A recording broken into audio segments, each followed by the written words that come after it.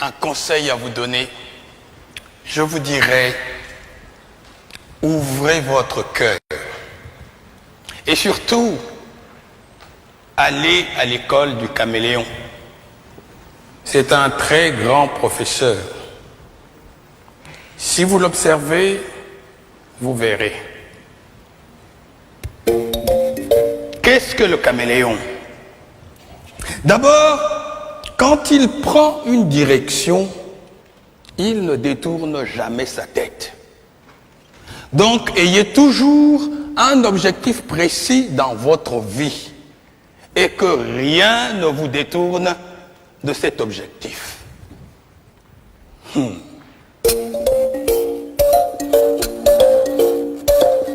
Et que fait-il, le caméléon?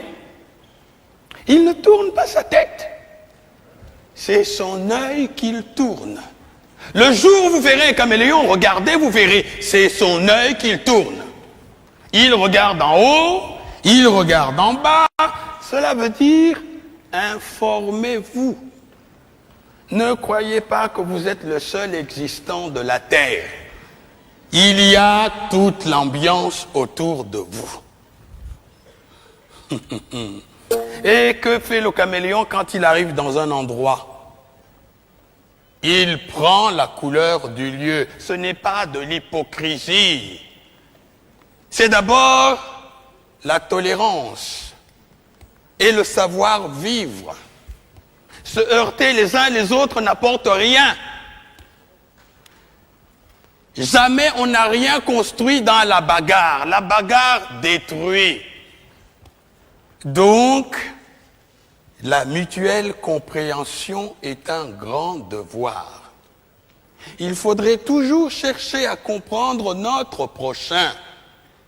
Si nous existons, il faut admettre que lui aussi, il existe.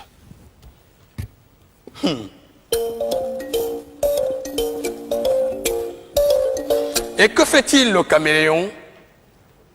Quand il lève le pied, il se balance pour savoir si les deux pieds déjà posés ne s'enfoncent pas. C'est après seulement qu'il va déposer les deux autres. Il balance encore, il lève. Cela s'appelle la prudence dans la marche. Sa queue est préhensible. Il l'accroche. Il ne se déplace pas comme ça. Il l'accroche. Afin que si le devant s'enfonce, il reste suspendu.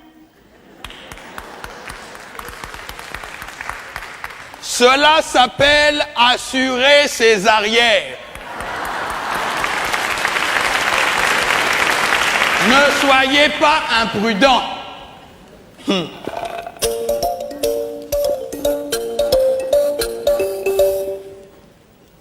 Et que fait le caméléon quand il voit une proie? Il ne se précipite pas dessus, hein? Il envoie sa langue.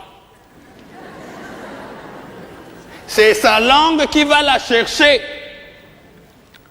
Car la petite proie ne vous dit pas qu'elle ne peut pas vous faire mourir. Alors, il envoie sa langue. Si sa langue peut lui ramener sa proie, il la ramène tranquillement. Sinon, il a toujours la ressource de reprendre sa langue et d'éviter le mal. Ne soyez pas imprudent. Allez doucement dans tout ce que vous faites. Si vous voulez faire une œuvre durable, soyez patient, soyez bon, soyez vivable, soyez humain.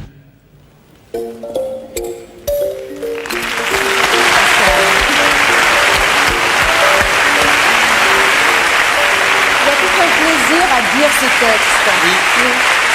C'est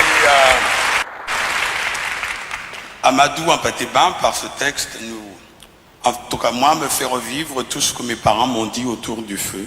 Et c'est toute la grande philosophie qui doit normalement nous accompagner durant toute notre vie. Et c'est l'école de la parole enseignée sous le baobab. C'est comme il l'école disait, de la parole et c'est l'école de la sagesse, de la philosophie. et de la philosophie. Et vous vous définissez beaucoup aussi comme un humaniste. Mpateba le faisait aussi. Exactement. Comme Hugo. Merci. Merci.